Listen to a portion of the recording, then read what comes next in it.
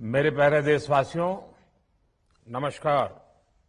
साथियों, आज ये निर्णय लिया गया है कि राज्यों के पास वैक्सीनेशन से जुड़ा जो 25% काम था, उसकी जिम्मेदारी भी भारत सरकार उठाएगी। ये व्यवस्था आने वाले 2 सप्ताह में लागू की जाएगी। इन 2 सप्ताह में केंद्र और राज्य सरकारें मिलकर नई गाइडलाइंस के अनुसार आवश्यक तैयारी कर लेगी।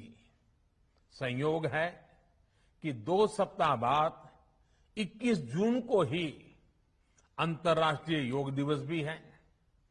21 जून सोमवार से देश के हर राज्य में 18 वर्ष से ऊपर की उम्र के सभी नागरिकों के लिए भारत सरकार राज्यों को मुफ्त वैक्सीन मुहैया कराएगी। प्रिय देशवासियों, टीकाकरण के अलावा आज एक और बड़े फैसले में उस फैसले से मैं आपको अवगत कराना चाहता हूं।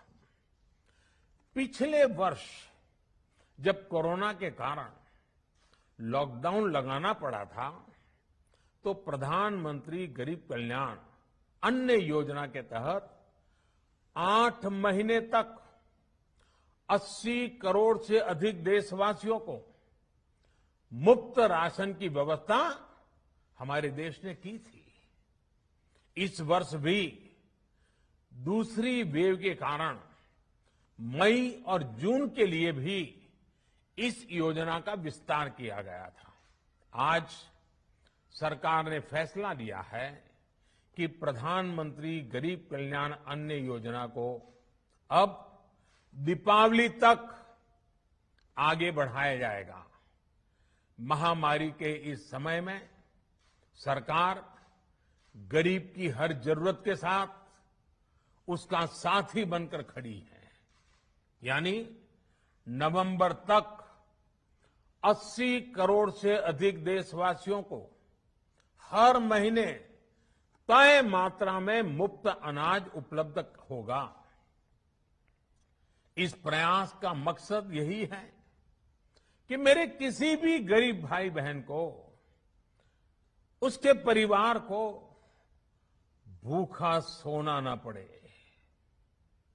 साथियों, देश में हो रहे इन प्रयासों के बीच कई क्षेत्रों से वैक्सीन को लेकर भ्रम और अफवाहों की जानकारी चिंता बढ़ाती है। ये चिंता भी मैं आपके सामने व्यक्त करना चाहता हूं। जब से भारत में वैक्सीन पर काम शुरू हुआ, तभी से कुछ लोगों द्वारा ऐसी बातें कही गई जिससे आम लोगों के मन में शंका पैदा हो। कोशिश ये भी हुई कि भारत के वैक्सीन निर्माताओं का हौसला पस्त पड़ जाए और उनके सामने अनेक प्रकार की बाधाएं आए। जब भारत की वैक्सीन आई तो अनेक माध्यमों से शंका आशंका को और बढ़ाया गया। वैक्सीन न लगवाने के लिए भांति भांति के तर्क प्रचारित किए गए। इन्हें भी देश देख रहा है।